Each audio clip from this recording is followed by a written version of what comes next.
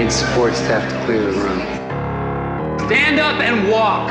Now. Hello and welcome to The Watch. My name is Chris Ryan. I am an editor at TheRinger.com, and joining me on the other line, the comptroller of Easttown, it's Andy Greenwald! Oh, you thought we were done? We're back for an overdose, baby. Back at it again because Kate Winslet is back on the podcast. Not words that I thought I would say ever in my life, but Andy and I, we're absolutely delighted to say that Kate Winslet is joining us on the podcast today for a special bonus episode of The Watch where we talked about Mare of Easttown. And the finale and everything. So clearly you should finish the show before you listen to this. Yeah, she spoils it like the first question, if you don't know that. Yeah, we didn't even ask, and she just said who did it. Some backstory here. This was surreal because usually when new shows happen or things that we're interested in, Chris or I will reach out to the relevant parties. Maybe it's from a network we've worked with before or a studio or whatever, and we'll get them on the show. In this case, I think that we were so excited about the premiere of Mare back in April when we got to see a screener of it that we communicated that to HBO, and they kindly made Kate available for us for a limited amount of time during her press day. A moment that I felt that I ruined by asking her to say hoagie. That gets covered today.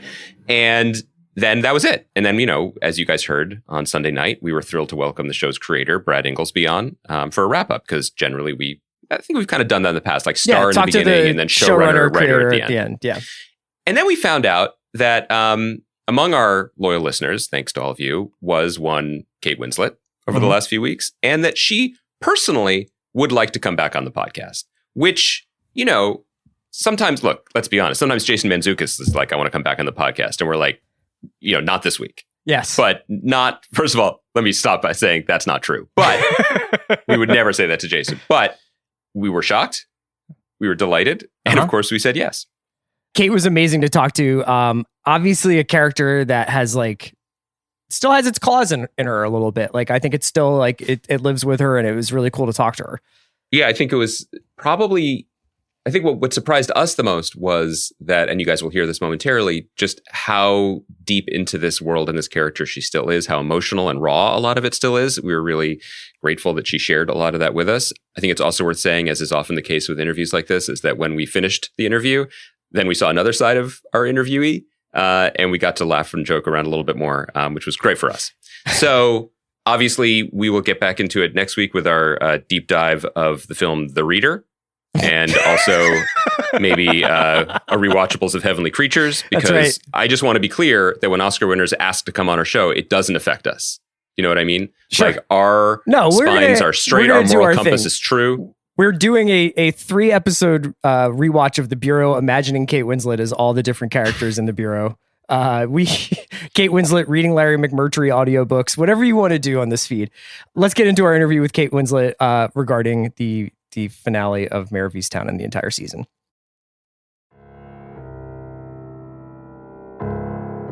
So I need you guys to know that I have actually been listening to you every week. This is disturbing for us. No, don't be. You've made so much sense. That you've just been amazing. Really, thank you. You've been so on it and articulate, and I've just loved your film knowledge, and you've just been, honestly, you've been brilliant. It's the only thing I've followed. I haven't, because I don't have social media, so I've not really followed anything. I had a fun moment when Stephen King was like, yes. Oh yeah, because he had a theory, right? Yes, but then I don't know what his theory actually ended up being. He was like, I have a theory, I'll tell you later. But what was his theory? That it was Ryan? I think it was that it might have been Lori. I can't remember what it was. I have to go back and look. Okay. At the end there were so many theories being thrown around that it was essentially every single character was up under the lights, including the turtle. Yeah. Including the turtle. Well. We wanted to begin. I mean, we are so shocked and honored that you joined us again, because frankly, I have to confess something to you. I was sure that we were never going to have this opportunity again, because when you were kind enough to speak to us in April, not knowing who we were, a busy day promoting this new show, unclear on what the reception would be, your handler emerged to say, thank you very much, guys. Kate has to move on. Oh my God, you just said handler. You need to change that right away. Sorry. I'm not a dog. No, you're... See, I've done it again. This was all. It's not the Mayflower Dog Show, people. Come on. There was a lovely person, a public relations executive, no doubt, Yeah. who emerged to say, fellows, you're done. And I interrupted her, which I never do, to ask you to please say hoagie again. And I realized later, probably in therapy, that was coming from a deep place. It was borderline weird. And I'm so sorry about that. And thank you for forgiving us clearly by coming back. No, it's absolutely fine. I'm thrilled to be able to come back. And, I have to be honest, it has been extraordinary keeping the secret about Ryan and going through press and not being able to say anything. And and not just keeping a secret from press or hoping to God someone didn't let something slip, but also keeping it from family. Like my husband had read every episode, but my two teenagers who are really film savvy, cool individuals, I share everything about my job with them.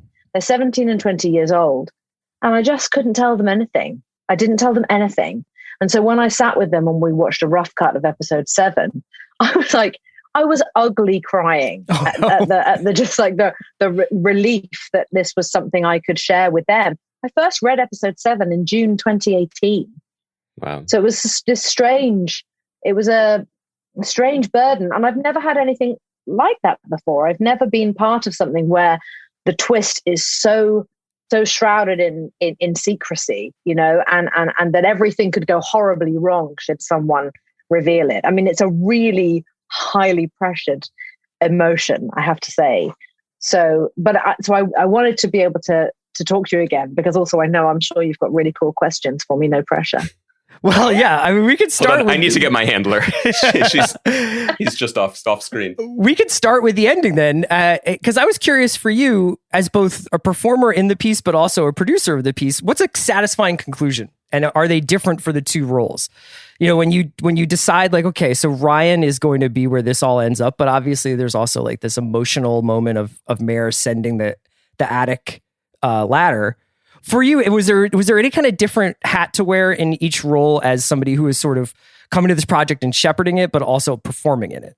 I was constantly playing the both roles. I really was, in terms of, with my producer hat on and my Mare hat on. And sometimes the two, those lines would get very, very blurred, but in ways that were only ever, I think, helpful for everybody. Like, for example, with all of our younger actors, they were all so excited to be part of the show. And I knew, as cast number 1 and executive producer, it was my responsibility to show up, and not only show up and deliver every single second of every day, but to make everyone else feel confident and able to excel in their jobs. And I remember being a young actor and knowing full well that whenever I felt confident, or someone gave me those words of encouragement, or a pat on the back, or just like a steady hand to just like push me on my way, I definitely know I performed better. I did better work. It was more thoughtful, it was more focused, and the fear disappeared. So I very much saw it as my job to really integrate all of those actors into our story, and to make sure they felt that they had the space and the time to fully explore their characters and try everything. And most importantly, to make mistakes, because often with younger actors in particular, when they make mistakes or they flub dialogue, actually some of the most beautiful, spontaneous things can happen. So I was constantly playing the two roles. But just to your point about the ending, we were back and forth a lot about, like, hang on, does it feel like there are going to be two endings? If we end on the kitchen floor with Laurie and Mare, that crushing, heartbreaking scene, is the show over? Is it? And right up to the 11th hour, we did not know if we were going to use Mare going into the attic or not. We didn't know. Obviously, we have to have Mare and Laurie. So it was always, well, maybe we're not going to have Mare in the attic. Maybe we'll just ditch it. And I remember Craig Zobel and I having a conversation on set as we were shooting, going into the attic. And he was like, do you think do we need this? Is this really going to stay?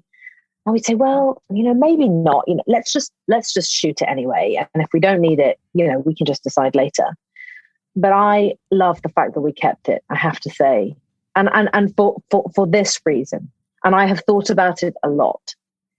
I think one of the reasons why, or part of the reason why, audiences have overwhelmingly connected with this character and with this story is that so many of us have been touched by grief and tragedy in some form in our lives, myself included. And the process of grief and the complicated set of emotions that come hand in hand with that, you can't articulate, you can't describe. And Mare is a woman who feels, she's not uneducated, but she feels as though she just doesn't have the words for stuff. And when it comes to grief, you don't have to have the words for stuff. You just have to wait for the moment when you can process whatever the hell it is that you're feeling, and the guilt and the pain and the anguish that comes hand in hand with that, and the roaring fear that confronting that grief is going to bring you to your knees all over again. And we all know what that feels like. And so to get Mare to a place where she feels brave enough to go up into that attic and to at least perhaps start to confront it a little bit, it's a huge deal.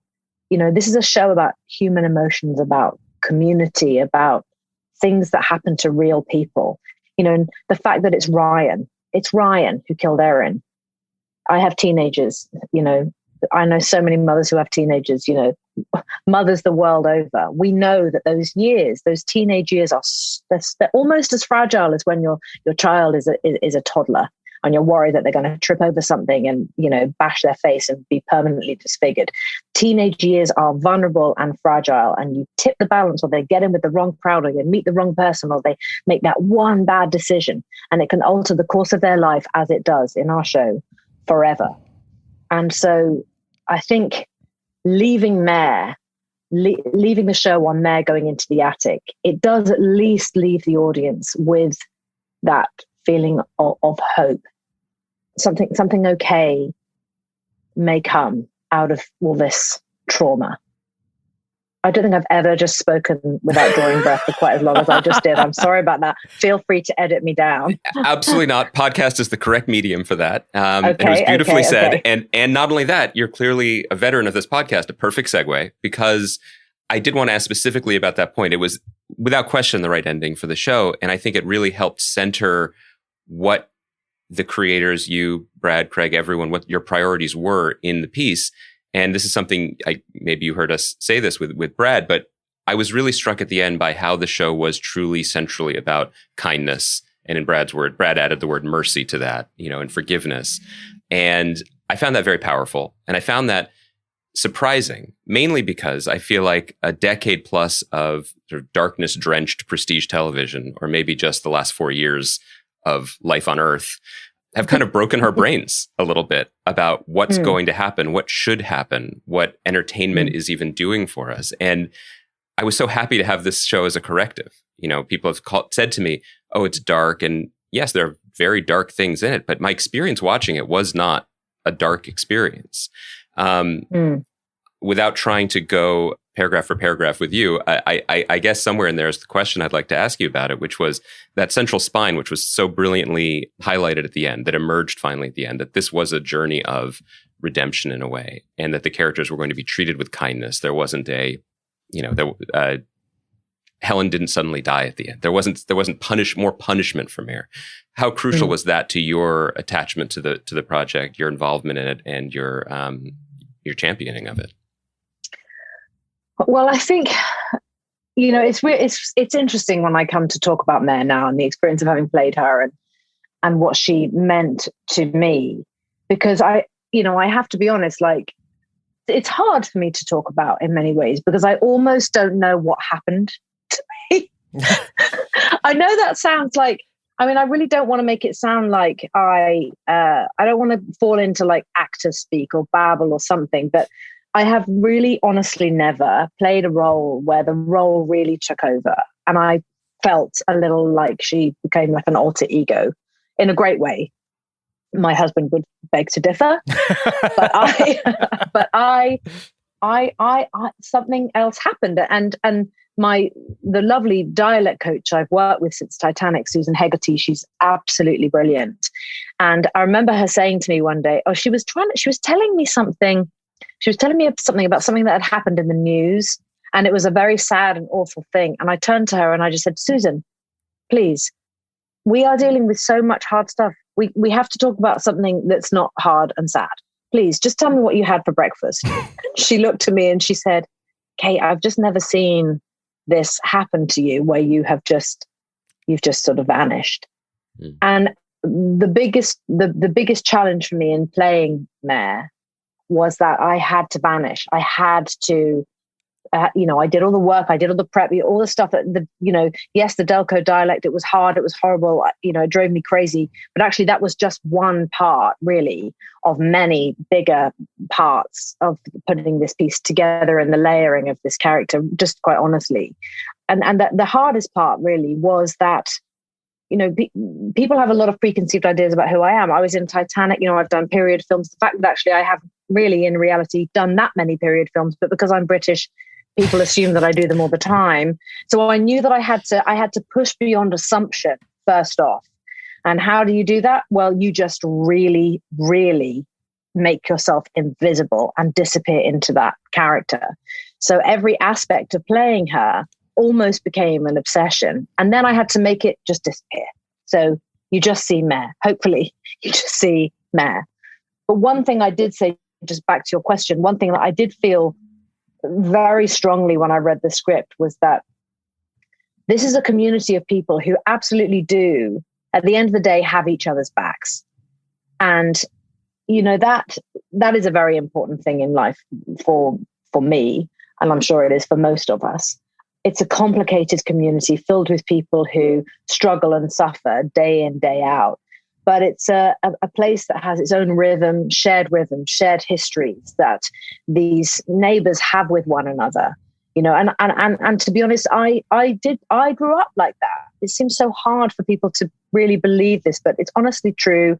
I grew up in a house with paper thin walls. We could hear the neighbors on both sides, the absolute detail of the arguments that they were having late at night. If so-and-so down the road was off her medication, her bipolar medication, and had been seen running naked in the garden, the entire street knew about it. Like I grew up in a place like that one. And what was so wonderful and so important to me about our show is that not only does it capture the realities of a small community, but it really treats those people, I think, kindly, as you say, and with respect, and you can't use the term white trash ever, because these are hardworking, people who are trying to get along, trying to have a decent life, and trying in some way, whether they're succeeding or failing, to be good people, and this is a story in which something goes horribly, horribly, horribly wrong.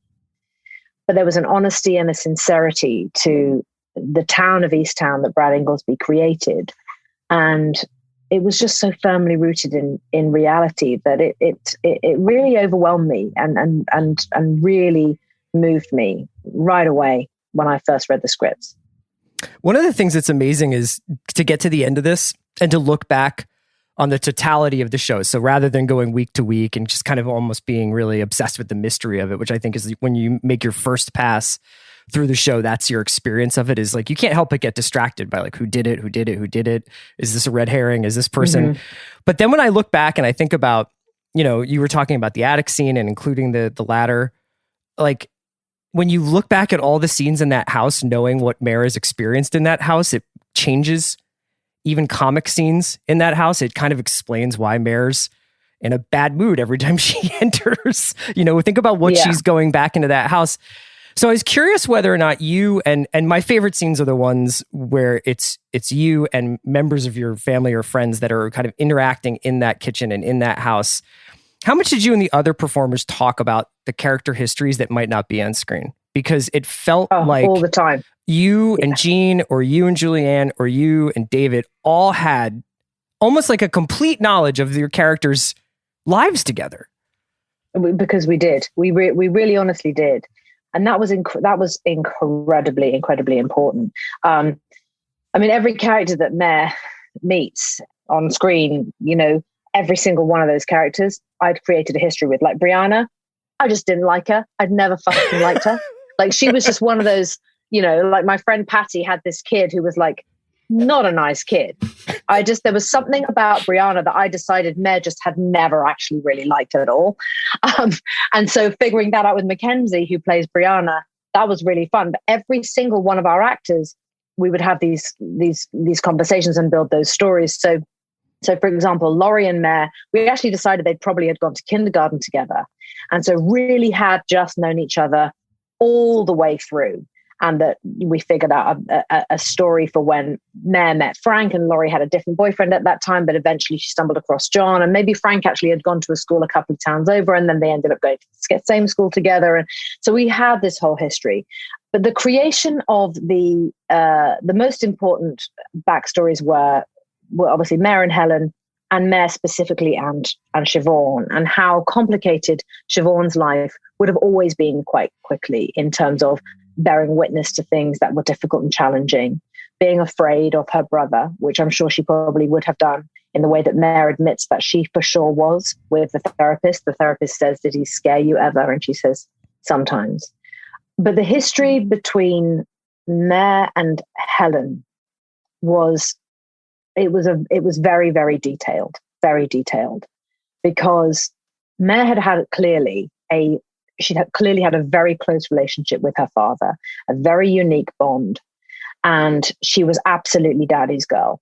And I decided that she kind of didn't really need mothering. She'd never really needed a mother. So as a consequence, Helen never ultimately really knew how to parent her anyway, because she had this separate, really nice relationship with the husband who, let us remind ourselves, Helen always felt sort of disappointed by, confused by, and didn't know how to cope with.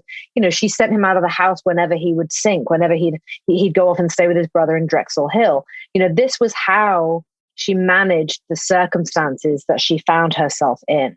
And all of that would of course have rubbed off on Mare.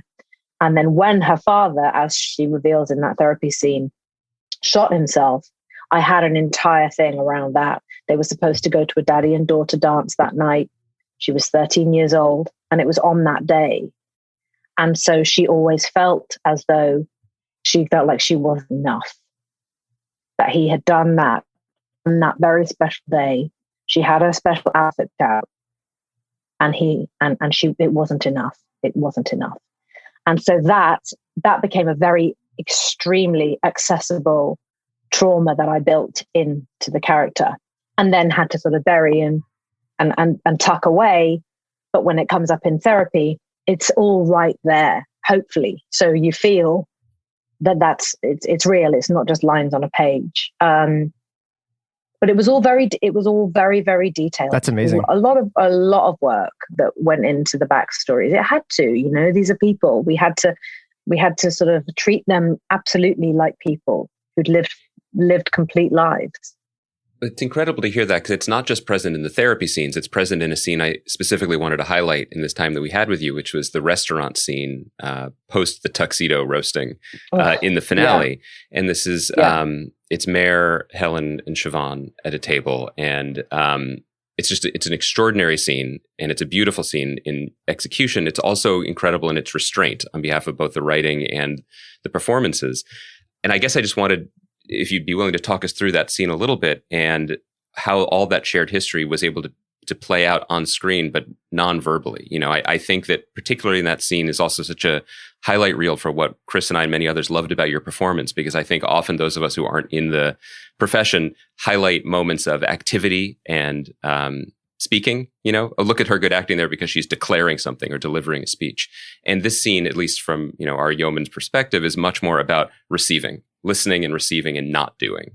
And yet it is absolutely devastating because of all the things that are not said. Well, it's the one moment, isn't it, that Mare and Helen have any conversation that sits on the fringes of honesty and real emotion about what they went through, not just with Mare's father, but also with Kevin.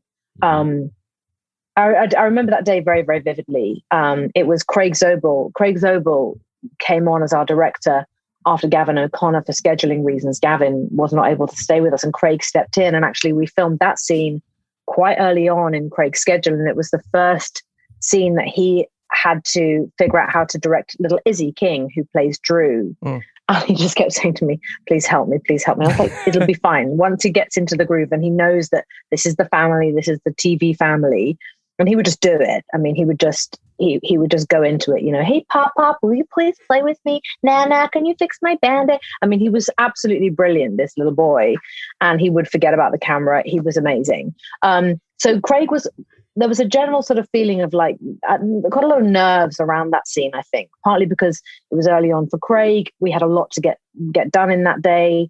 And also for Jean, she was slightly dreading, I think, that scene, because there's nothing worse for an actor when you read a scene on a page and it says she starts talking, tearing up now, or breaks down. Like, Thanks, Brad. God. And now I've got to do like the big emotional thing, and it becomes this strange psychological pressure.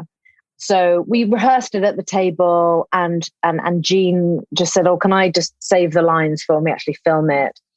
And so I knew her well enough at that point to know that as soon as the camera rolled on her coverage of the scene, that she would just kind of pop, and which she totally did. But actually, what I hadn't counted on was how emotional I would feel in response to that. And that was not actually scripted. It was just Mare kind of going, "Oh God, I can't deal with all this emotion, and I'm just going to go for a pee," and just getting up and leaving. But it became something else, because it's Mare and Helen starting to kind of emotionally crack open in front of one another. And having never, ever done that as women, and certainly not when Mare was younger, it would have been a full on not allowed in that house to get upset about stuff. It really had its place. It had its moment, this moment of quiet and then and regret and pain and sadness and all of those things. And there's Siobhan Angari, who played Siobhan so brilliantly, and I thought she was wonderful in that scene. Yeah. Just being that sort of almost innocent bystander, but having no clue how she's supposed to navigate this world between her mother, her very difficult mother, and her probably even more difficult grandmother. It's a 3-person scene without question. Yeah. Oh, absolutely. And Angari she was just so steady and did so little to the point that it was more than enough. Mm-hmm. And that's one of the hardest things to do in response to a big emotional scene like that, is judging how to do just a little bit. It sometimes doesn't need more. And it came together, and I am very proud of that scene, actually, because it was quite hard to do. It was and we had a lot of day players, we had a lot of extras that day, and it was just busy and frantic, and somehow in the corner we were shooting one of the biggest emotional moments of certainly episode 7, but possibly even the whole show. But you just roll with it, so yeah. I wanted to it worked out. Ask you about another one of my favorite moments. I know we only have you for a few more minutes, but when you were doing the bar scene with Evan Peters, because we didn't get a chance to ask you about Evan Peters when you first came on, and obviously we didn't know the trajectory of his character, but when you're doing the bar scene with Evan Peters and he's doing flawless drunken acting, but also flawless drunken acting with a Delco accent, are you thinking this must have been what it's like to see Olivier do Hamlet? Like, are you just like, oh my God? I was so impressed with him, and actually, but to be part of that scene with him, quite honestly, and I loved Evan. We got along we all got along so well. Like, we didn't have a difficult actor. There was no, sometimes there can be one actor who the other actors are like, no, they're a little bit challenging. Just get through it, but we didn't have. There was no one like that. None. Everyone was amazing, and Evan was so terrified that he was going to screw that scene up. He was terrified, and after every take, he'd say, "Kill me, just get me an acting coach." He kept saying to me, "Get me a coach. Just tell me what to do. Just why don't you tell me exactly what to do, because you will know all the things I don't know, and just, if I'm bad, just lie. And I'm like, Evan, stop, just stop torturing yourself. It's, and I didn't want to say to him, it's perfect, because then that can sometimes stop an actor from exploring other avenues within the scene. If you say, you've got it, you've nailed it, so I just kept saying, it's absolutely, you're totally doing it. You're doing all of it. Just keep doing more of it. Just keep going. But yeah, he hated himself. He was just beside himself. And Craig and I were like, what are we going to do? He's like hates himself and doesn't want to ever act again. Poor Evan. He just, but I got the sense, I haven't said this out loud to anyone yet. I really, really haven't. And call Evan and check this. But I got the sense from Evan that he was always just a little bit terrified of me. And, and I'm very good at, I like to think I'm very good at putting people absolutely at their ease. But I will confess that for the first few weeks of our shoot, I did let him be just a little bit scared. You fucked with him a little bit. I did a little bit. And I'm not method. Well, I like to think I'm not method. I'm sure there are people around me who would beg to differ on that one, but anyway, I do my own, whatever the hell I do. I just get on with it. But I don't manipulate other actors. Never. But actually I did realize, it's no bad thing. Gotta keep him on his toes. Yeah. Is a bit, maybe it's quite good. Oh, that's quite good for Mare and Zabel, isn't it? Because he's supposed to be really scared of me. And I just thought, it's actually fine. I'll be nice to him later. If he just feels a bit freaked out now, that's going to be good for his character and my character. I've never done that before, ever. Never, ever done that before. Poor Zabel. Poor Zabes. But we were partners, he was just fantastic. So fantastic. I loved working with him. So, Kate, you referred to reading the finale 3 years ago this month. Obviously, your involvement in the show predates that from reading the first episode and agreeing to sign on. You went into this very intense production, played this character so deeply and so brilliantly, a production that was interrupted. So you had to somehow carry on, hold the character within you, return and do it again. Months later, it premieres, and now people are as in love with her in the show as you were. This is a vague and general question, but we're just getting the sense from how much this has affected you as a person and as a performer. How are you now? Where are you now? How do you feel different having gone through this? I mean, now it has all been seen. It's all been received. You can talk about it. How much of Mare goes with you as you approach future roles or just, future Zoom calls? That's such a nice question to be asked. Look, I always really shy away from, I think, fully, really, truly answering a question like that one, because at the end of the day, acting is my job. It's just pretending, right? So you just go to work and you pretend, and sometimes it's hard and it hurts and it's painful, but ultimately you go home and, you sleep in a nice comfy bed and wake up and have a great coffee and go to work. You're like, it shouldn't, there should be no part of my answer to your question that is in any way, laden with challenge and strife and struggle. But here's the honest answer. I am okay now, but I was not okay. I definitely did suffer a bit playing this part. I did. I'll be honest, I really did. And a lot of the reason I think for that is just simply that when you have to understand so much about mental health, and listen, also I have my stuff, I have my own stuff too. And I won't go into any of that, but when you have to really, truly consume as much information about grief, suicide, mental illness, and living and breathing around these people and hanging out in opioid districts and working with undercover narcotics people, and there are things that you hear and that you see that you can never unhear or unsee, and sometimes that does leave a little bit of something on your soul, and it left a lot of something on mine in this case. And yeah, I have had to do some stuff to move beyond it and get rid of it. And I'm almost there. But it definitely, it was almost a bit like not acting in a funny way, because just something else happened. And it's only really now that I'm kind of realizing that, I think, and processing it and feeling okay talking about it too, because it can sound a bit indulgent. I haven't experienced the loss of a loved one by suicide. I haven't, but I wanted to get as close to understanding that as I could, so that those who have suffered in that way at least felt seen and held and respected. Yeah. I don't know what else to say. No, well, thank you for saying all of it to us. I mean, we're so honored to talk to you twice. We are freaked out to know that you were listening. But it Don't good. be. You did great, you guys. You've honestly, it's just been brilliant.